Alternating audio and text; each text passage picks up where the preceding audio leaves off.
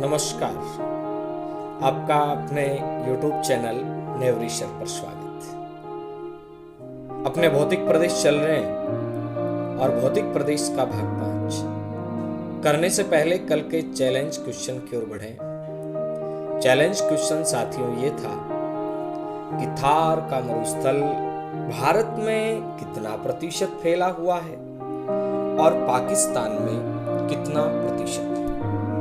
सही जवाब भारत में 62%, पाकिस्तान में 38%।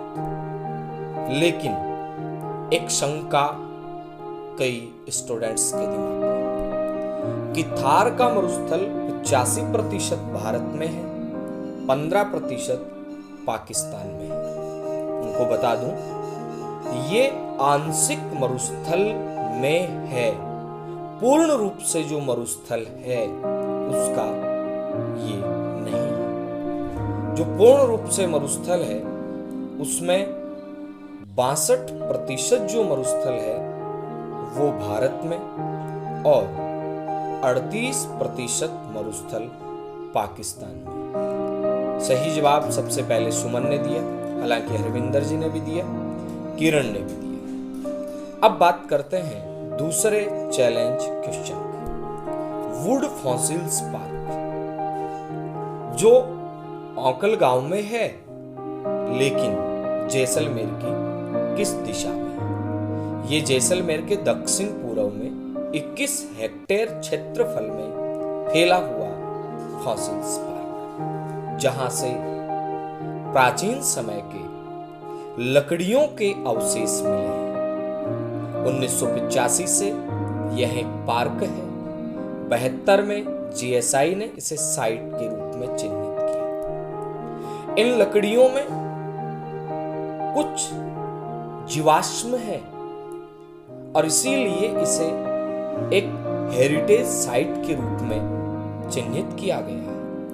बातें आज की नहीं है, 18 करोड़ वर्ष पहले के अवशेष, जैसा कि आप इन लकड़ियों को देख पा रहे हैं। इसका सही जवाब सुमन और बिंदु बिश्नोई ने दिया। धन्यवाद।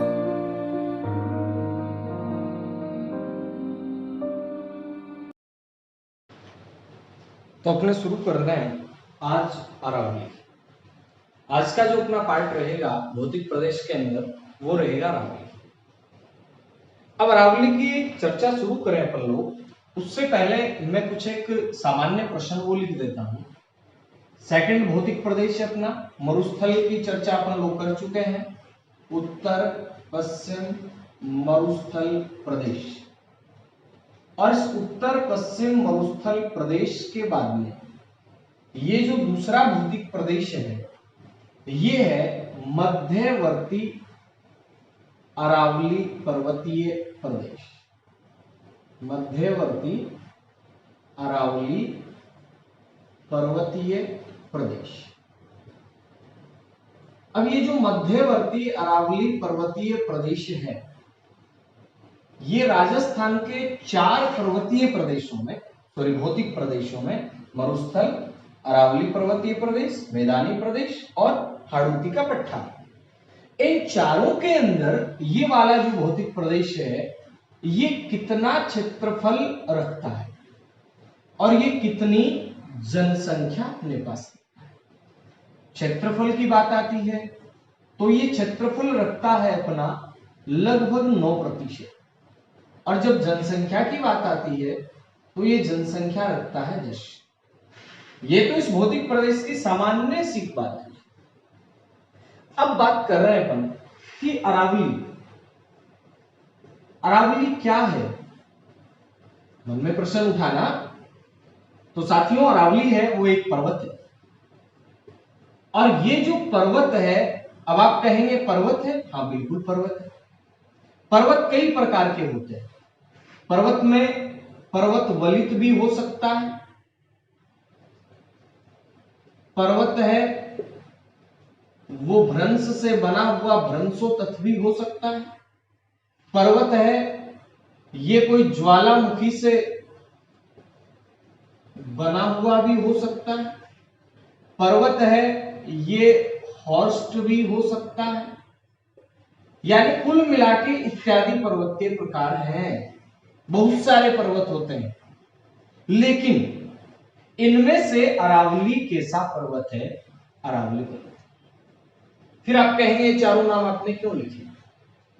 ये मैंने इसलिए लिखे हैं कि बाई चांस प्रश्न आ जाए कि निम्नलिखित में से अरावली पर्वत नहीं है या है, तो आपको पता होना चाहिए अरावली ना तो कोई भ्रंश से बना हुआ पर्वत है, अरावली ना कोई ज्वालामुखी से बना पर्वत है, ना अरावली कोई हॉर्स्ट पर्वत है, अरावली वलित पर्वत है। वलित, फोल्डेड, यानी जब कोई भी दो प्लेटें आपस में टकराती हैं और टकराने के बाद में बीच वाला जो हिस्सा है वो हिस्सा ऊपर की ओर उठ जाता है, उसे कहते हैं फोल्ड होना, उसे कहते हैं वलन, और वलन से जो बन जाए उसे कहते हैं वलित। अब गौर करना, वलित तो है, लेकिन अब वलित के अंदर ये पुराना है या नया है? आप कहेंगे क्या पर्वतों की भी उम्र होती है? जी हां, पर्वतों की भी उम्र होती है। अब बात तो पहली बार सुनिए, मैं पर्वता की भी उम्र हुए। अरे हुए भाई, पर्वता की भी उम्र हुए हैं। हाँ, पर्वत बनने के काल हैं, जैसे पर्वत निर्माण के काल की बात कर रहा हूं। जैसे अपन इतिहास के अंदर बहुत सारे काल पढ़ते हैं, प्राचीन भारत, मध्य भारत, आधुनिक भारत, वैसे विश्व में पर्वत बनने के भी काल रहे हैं। और सबसे पुराना जो काल रहा वो रहा प्री कैम्ब्रियन युग। सबसे पुराना जो काल रहा वो रहा प्री कैम्ब्रियन। प्री कैम्ब्रियन के जस्ट बाद में जो काल आया वो आया कैलिडोनियन। कैलिडोनियन के बाद में एक और काल आया, नीचे लिख देता हूं, ये काल आया हर्सिनियन, और हर्सिनियन के बाद में एक और काल आया, और ये काल था अल्पाइन। अल्पाइन, यानी कुल मिला के ये चार काल, प्री कैम्ब्रियन, कैलिडोनियन, हर्सिनियन और अल्पाइन।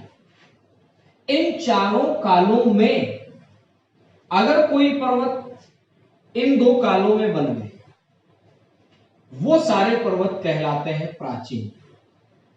और कोई दो पर्वत अगर इन कालों में बन गए, वो कहलाते हैं नवीन वलित पर्वत। ये प्राचीन है और ये वाले नवीन है। अब मन में एक सवाल उठता है कि गुरुजी कह रहे अरावली कौन सा बड़े है? अरावली जो है वो पर्वत बड़े कौन सा काल में? प्री कैम्ब्रियन युग।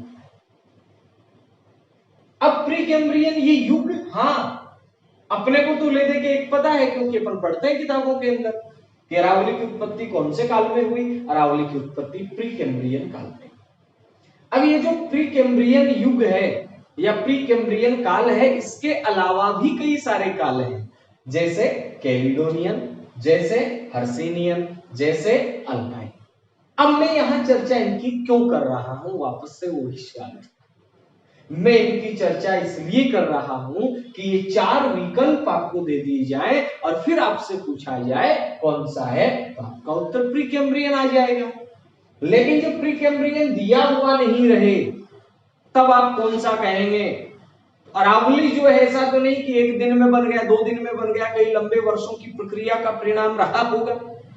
अब जब लंबे वर्षों की प्रक्रिया का परिणाम रहा होगा, तो ये अरावली पूरा प्री कैम्ब्रियन युग में नहीं बना। ये कुछ जो टाइम था इसका, वो इस कैलिडोनियन में भी रहा है। अगर प्री कैम्ब्रियन विकल्प नहीं मिलता है, ऑप्शन नहीं मिलता है पेपर में, तो आप करेंगे कैलिडोनियन युग के अंदर अरावली बना। यहां दो पर्वत होंगे, ये प्राचीन है, और यहां जो पर्वत होंगे दो, वो कैसे हैं? नवीन। अब बात करते हैं, अब ऐसा तो है नहीं कि 4 तारीख को एक ही बच्चा जन्म लेगा, 5 तारीख को एक ही बच्चे का जन्म है। जब अरावली बना, जिस समय अरावली बना, उस समय और भी बहुत सारे पर्वत बन रहे थे। देखते हैं कौन से। मैं राजस्थान में इसको हटा देता हूं, अरावली को पढ़ा रहने देता हूं, बाकी को हटा देंगे। ये अब जिस समय अरावली बना उस समय विश्व में और कौन से पर्वत बने, मानचित्र पे गौर कर, ये वर्ल्ड मैप ले लेता हूं। ये मैंने भाई साहब यहां पे बना दिया अफ्रीका, ये मैंने बनाया दक्षिण अमेरिका, ये है जी उत्तर अमेरिका, ये ग्रीनलैंड है, ये इंग्लैंड है, ये आपका मित्रों रहा एशिया, ये ऑस्ट्रेलिया, ये अफ्रीका। ठीक है, अब जरा गौर करें, जिस समय यहां अरावली बना, क्या अरावली जिस समय बना उस समय विश्व में कोई और पर्वत भी बन रहा था? जी हां, बिल्कुल बन रहा है। और उस समय विश्व में एक पर्वत बना यहां अमेरिका में, और उत्तर अमेरिका में ये जो पर्वत बना, इस पर्वत का नाम आता है साथियों अपलेशियन पर्वत। अपलेशियन पर्वत यानी अपलेशियन जो पर्वत है, ये पर्वत कहां पे है? तो अपना उत्तर आएगा, अपलेशियन पर्वत उत्तर अमेरिका के अंदर है। अब उत्तर अमेरिका में जो अपलेशियन पर्वत है, ये पर्वत भी कौन से काल में बना? प्री कैम्ब्रियन युग में बना। और इसीलिए अपन लोग कहते हैं कि अरावली के समकालीन जो विश्व का पर्वत है, अरावली के समकालीन यानी जिस समय अरावली बना उस समय विश्व में कौन सा पर्वत बना? उस समय विश्व में साथियों जो पर्वत बना वो बना अपलेशियन पर्वत। अब अपलेशियन पर्वत ग्राम सेवक एग्जाम में प्रश्न आया था, अपलेशियन जो पर्वत है ये अमेरिका के कौन से भाग में है? अपलेशियन पर्वत उत्तर अमेरिका जो महाद्वीप है, इस महाद्वीप के अंदर नॉर्थ में तो नहीं है, इस महाद्वीप के साउथ में भी नहीं है, बिल्कुल ईस्ट में भी नहीं है, यानी इसके दक्षिण पूर्व के अंदर। कौन से पूर्व में? दक्षिण पूर्व के अंदर कौन सा महाद्वीप है साथियों? ये महाद्वीप आपका पर्वत कौन सा है? अपलेशियन पर्वत। यानी अरावली जिस समय बना, अरावली प्री कैम्ब्रियन युग में बना, और ये कोई आज की बात नहीं है, ये 65 करोड़ वर्ष पहले की बात है। 1 करोड़ में 10 मिलियन होते हैं, तो इस बात को ऐसे भी लिखा जा सकता है कि 650 मिलियन वर्ष पहले की घटना है जब अरावली बना। तो अरावली अपने आप के अंदर कैसा पर्वत है? अरावली अपने आप के अंदर प्राचीन वलित पर्वत। अब अरावली तो प्राचीन है, क्या विश्व में नए पर्वत भी हैं? बिल्कुल है। अल्पाइन युग जो है ये पूर्णतः नया है। चाहे अपन विश्व में लगभग जितने भी पर्वत है, अपन एशिया महाद्वीप के संदर्भ में जब हिमालय की बात करेंगे, हिमालय भी नवीन वलित पर्वत है। जब अपन अफ्रीका के अंदर एटलस पर्वत की बात करेंगे, एटलस पर्वत भी कैसा है? नवीन वलित पर्वत है। जब अपन यूरोप के अंदर आल्प्स पर्वत की बात करेंगे, तो आल्प्स पर्वत भी कैसा है? नवीन वलित पर्वत है। जब अपन उत्तर अमेरिका में रोकीज पर्वत की बात करेंगे, तो रोकीज पर्वत भी कैसा है? नवीन वलित पर्वत है। और जब अपन बात करते हैं दक्षिण अमेरिका के अंदर एंडीज पर्वतमाला की, तो एंडीज पर्वतमाला भी कैसी है? नवीन है। एंडीज भी नवीन है, रॉकीज भी नवीन है, अपलेशियन ये पुराना है। अपलेशियन किसके समय बना? तो अपना उत्तर आएगा अपलेशियन प्री कैम्ब्रियन युग में बना, और उसी समय अपने भारत के अंदर कौन सा पर्वत बन रहा था? अरावली पर्वत बन रहा था। अब बात करते हैं क्या हिमालय के समकालीन कौन सा है? हाँ, ये सारे हिमालय के समकालीन ही है। चाहे अपन आल्प्स पर्वत की बात कर ले, एटलस की बात कर ले, रॉकीज की बात कर ले, एंडीज की बात कर ले, एनीवन जो भी लगभग नवीन वलित पर्वत है, वो अल्पाइन युग में बने। नाम ही अल्पाइन इसलिए पड़ा क्योंकि आल्प्स पर्वत बना था, और उस काल में फिर लगभग जितने पर्वत बने उन पर्वतों को नाम दे दिया गया अल्पाइन। उम्मीद करता हूं कहानी समझ में आ रही होगी। पर्वत निर्माण के कितने काल है? 4, pre Cambrian, Caledonian, Hercynian, alpine. और अपना अरावली कौन से युग में बना? Pre Cambrian. आज की बातें नहीं है, 65 करोड़ वर्ष पहले की बात है, 650 मिलियन वर्ष पहले की बात है। और जिस समय अपने इंडिया में अरावली बन रहा था, उस समय विश्व के अंदर एक पर्वत बन रहा था। चलो मान लिया। अब आपसे प्रश्न ये पूछा जाता है, इसको मैं मिटा दूं। अब आपसे प्रश्न ये पूछा जाता है कि अरावली जो पर्वत है, ये पर्वत कौन सा पर्वत? अरावली। अरावली जो पर्वत है ये प्राचीन है, ठीक बात है। और प्राचीन के साथ साथ वलित पर्वत है, प्राचीन वलित पर्वत है। ठीक है, जिस समय अरावली बना उस समय अरावली की हाइट काफी थी, 2000 मीटर से भी ऊंचा। एवरेज जो हाइट है वो अरावली की कितनी थी? 2000 मीटर से भी ज्यादा थी। और जब ये हाइट 2000 मीटर से भी ज्यादा थी मेरे प्यारे साथियों, तो ये हाइट उस समय बहुत ज्यादा ही थी, लेकिन वर्तमान के अंदर जो अरावली की औसतन हाइट है वो कितनी है? 930 मीटर है। यानी इससे एक बात स्पष्ट हो रही है, क्या? कि अरावली पहले 2000 मीटर ऊंचा था और अब इसकी हाइट धीरे धीरे धीरे धीरे धीरे धीरे कितनी आ गई? 930 मीटर आ गई। कहने का मतलब अरावली, मैं यूं कहूं, मेरे पास ये मार्कर, ये है मेरे पास, ये मार्कर है, और धीरे धीरे धीरे धीरे मार्कर जो है ये इतना ना बच के, और भाई साहब केवल इतना बच जाए, मान लेते हैं, तो इस पूरे मार्कर का ये क्या है? ये अवशेष ही बचाना। तो अरावली पहले जिस स्थिति में था उस स्थिति का वर्तमान में क्या है? उस स्थिति का वर्तमान में अवशेष है, और अवशेष है, इसी कारण अरावली को क्या कहा जा सकता है? अरावली को अवशिष्ट पर्वत भी कहा जा सकता है। अरावली प्राचीन है, चलो मान गई बात, लेकिन साथियों अरावली है ये अवशिष्ट पर्वत। फिर आप कहेंगे अवशिष्ट है, बिल्कुल अवशिष्ट है। साथ में एक बात और सुनो, अरावली इतना था, लगातार घिस घिस के घिस घिस के घिस घिस के घिस घिस के, और कितना बच गया? 930। और उसी घिसने के कारण इस पर्वत को क्या कहा जा सकता है? इस पर्वत को घर्षित पर्वत भी कहा जा सकता है।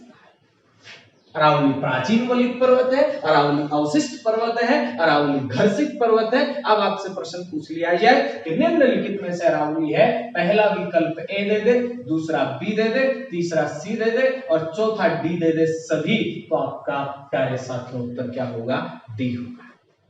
ये चर्चा इसीलिए तो कर रहा हूं, अपने को एक चीज तो पता है कि अरावली प्राचीन है, वलित है, लेकिन कंपटीशन में अगर ये प्रश्न आ गया कि अरावली प्राचीन वलित पर्वत है अपने को पता है, अरावली अवशिष्ट पर्वत है अब नहीं पता, अरावली घर्षित पर्वत है अब नहीं पता, ये अवशिष्ट भी है, ये घर्षित भी है, ये तीनों विकल्प जब एक साथ मिलेंगे तब आप कहेंगे उपयुक्त सभी। ये है अरावली का वर्णन। ठीक बात है। अब अरावली जो है इसको अगर भारत के संदर्भ में अपन देखते हैं, अरावली जो है अगर इसको अपन भारत के संदर्भ में देखेंगे तो बात करेंगे इसकी स्थिति विस्तार की। जरा इसका स्क्रीनशॉट ले लीजिए आप, उसके बाद मैं इसको मिटा देता हूं। अब देखिए, अब ये जो अरावली कौन से काल में बना? प्रीकैम्ब्रियन, प्रीकैम्ब्रियन के बाद कैलिडोनियन, कैलिडोनियन के बाद में हर्सिनियन, हर्सिनियन के बाद में अल्पाइन। अब बात करते हैं अपन कि अरावली है, इस अरावली की स्थिति और विस्तार किधर है? गौर करें जरा। अरावली अगर भारत के संदर्भ में अपन देखें, ये मैंने राजस्थानी बना रखा है। अगर मैं भारत के संदर्भ में बात करता हूं, ये अपना साउथ इंडिया है, और साउथ इंडिया के बाद में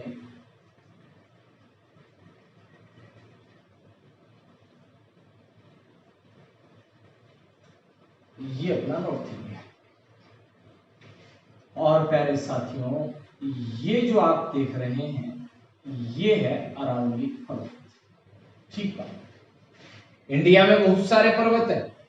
इंडिया ज्योग्राफी जब पढ़ेंगे करेंगे चर्चा अपन, इंडिया में एक यहाँ पे भी है पश्चिमी घाट, एक यहाँ पे भी है पूर्वी घाट, एक यहाँ पे भी है विंध्याचल, एक यहाँ पे भी आता है सतपुड़ा, एक यहाँ पे भी आता है बड़ा सारा हिमालय। करेंगे जब पढ़ेंगे तब, अभी तो बात किसकी कर रहे हैं? अरावली की बात कर रहे हैं। अब अरावली जो है, इस अरावली की जड़ कहां पे?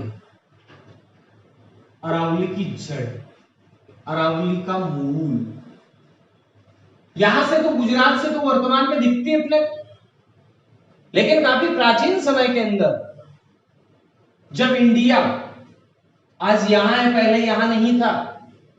पहले इंडियन प्लेट नीचे थी। अपन ने भौतिक प्रदेश के पहले पार्ट में इसकी चर्चा की। उस समय की घटनाएं हैं।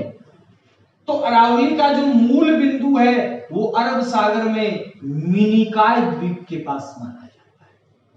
कौन से द्वीप के पास माना जाता है? मिनिकॉय द्वीप। यानी अरावली जो है इसकी मूल, इसका जड़ ये कहां पे है? अरावली की मूल, अरावली का जो जड़ है ये मिनिकॉय द्वीप के पास माना जाता है। और मिनिकॉय द्वीप चूंकि कहां पे है? मिनिकॉय द्वीप अरब सागर में है। और इसी कारण अरब सागर को साथियों क्या कहा जाता है? अरब सागर को अरावली का जनक कहा जाता है। यानी अरावली का जनक, अरावली का पिता किसे कहा जाता है? तो अपना उत्तर आएगा अरावली का पिता, अरावली का जनक ये कहा जाता है अरब सागर। अपना आप मना लगा लीजिए कि अरब सागर पुल्लिंग है, अरावली को पापा, बंगाल की खाड़ी या स्त्रीलिंग अरावली की मम्मी। बनी हसन की बात को नहीं है, कड़ा सोच लो थे, लगा लो दिमाग खरीद है। अरावली का पापा कौन है? अरब सागर। ठीक बात है गुरुजी।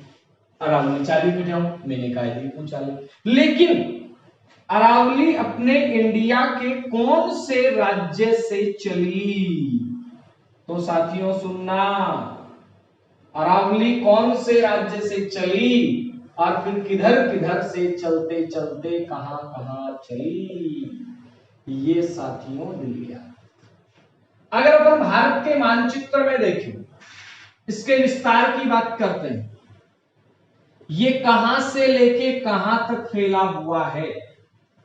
तो साथियों ये गुजरात से लेकर गुजरात, उसके बाद में राजस्थान, राजस्थान के बाद में हरियाणा, और हरियाणा के बाद में दिल्ली। यानी अरावली है ये गुजरात से लेकर के और कहां तक है? दिल्ली तक है। अरावली का जो विस्तार है ये साथियों कहां से लेके कहां तक है? अरावली का विस्तार गुजरात के पालनपुर से लेकर के, और रायसीना हिल्स कहां पे आ जाती है? दिल्ली के अंदर।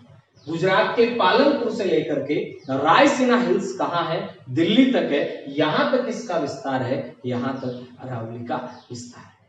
फिर देखिए, अब बात करते हैं अपन अरावली का विस्तार कहां से लेकर कहां तक बात कर रहे हैं अपन? अरावली का विस्तार गुजरात के पालनपुर से लेकर के दिल्ली की रायसीना पहाड़ी तक। लेकिन अगर आपसे ये पूछ लिया जाता है कि गुजरात के पालनपुर से लेकर दिल्ली के अंदर कौन सी पहाड़ी?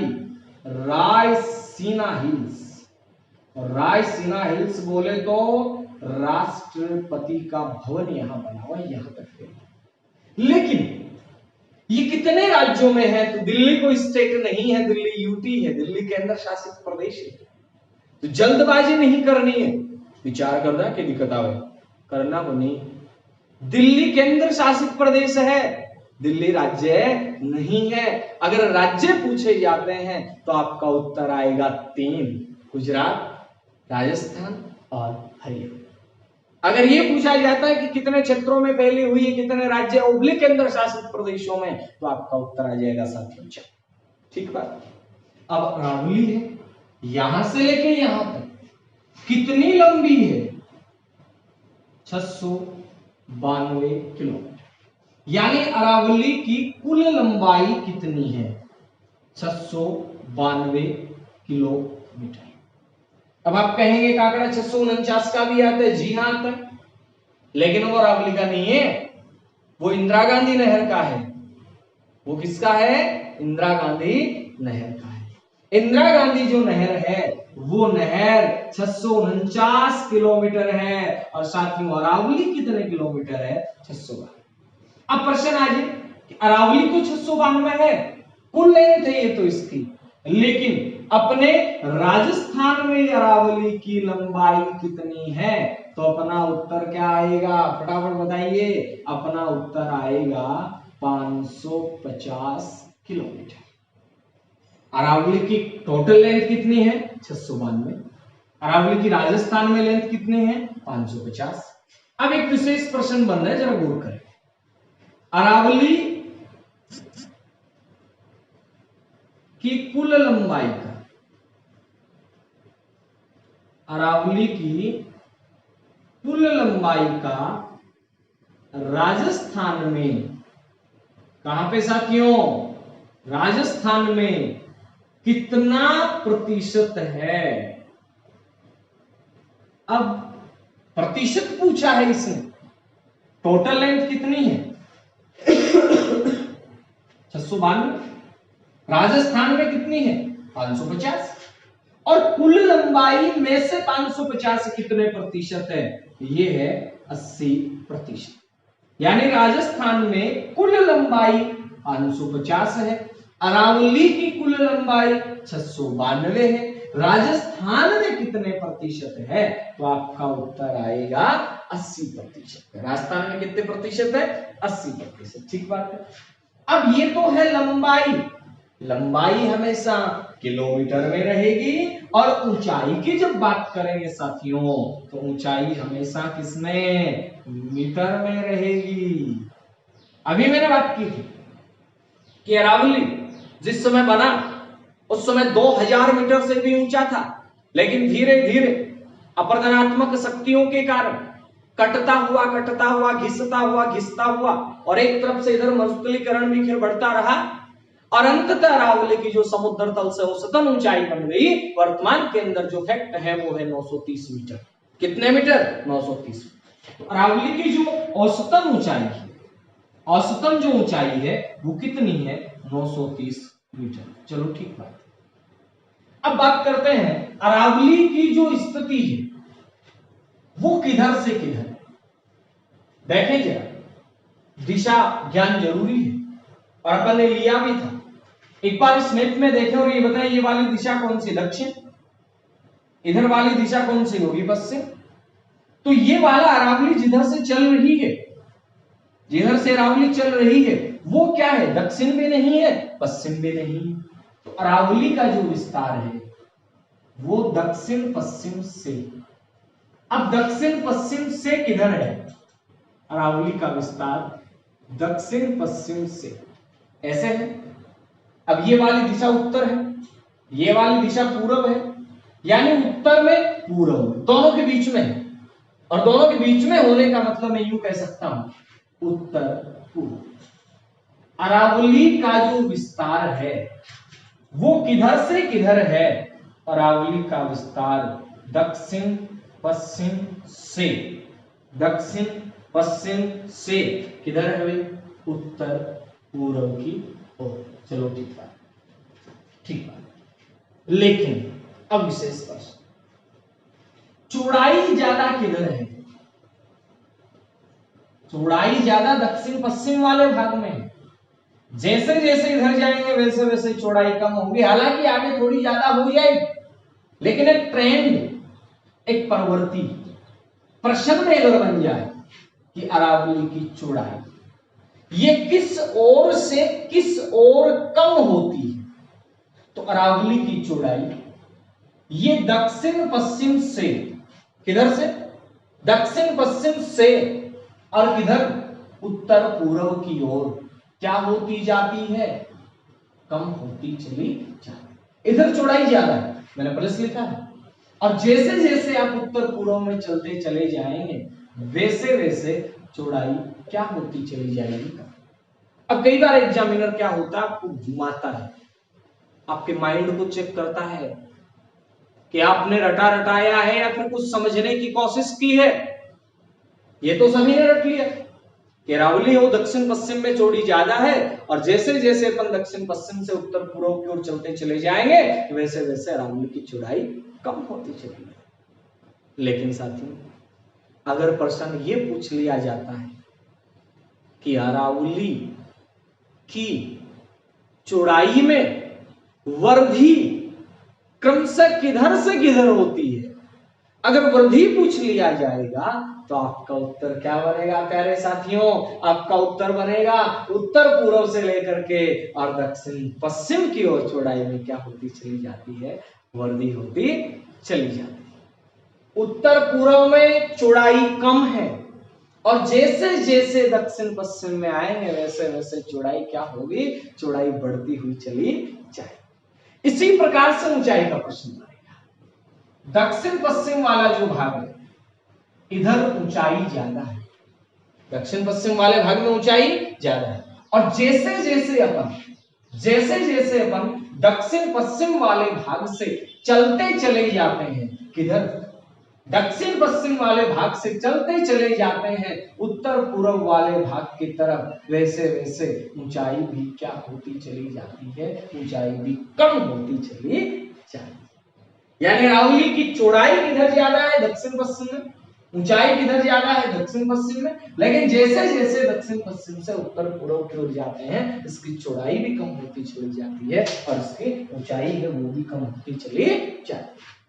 अब सातवें एक प्रश्न आए कि अरावली जो है ये सर्वाधिक चौड़ाई कहां पे इसकी, प्रश्न बन रहा है अरावली की सर्वाधिक चौड़ाई, या मैं यूं कह दूं अरावली का सर्वाधिक विस्तार कहां पे, अरावली का जो सर्वाधिक विस्तार होगा वो दक्षिण पश्चिम में राजस्थान के संदर्भ में उदयपुर जिले में। अरावली का न्यूनतम जो विस्तार है ये राजस्थान के संदर्भ में किधर है, तो अपना उत्तर बनेगा अजमेर के अंदर।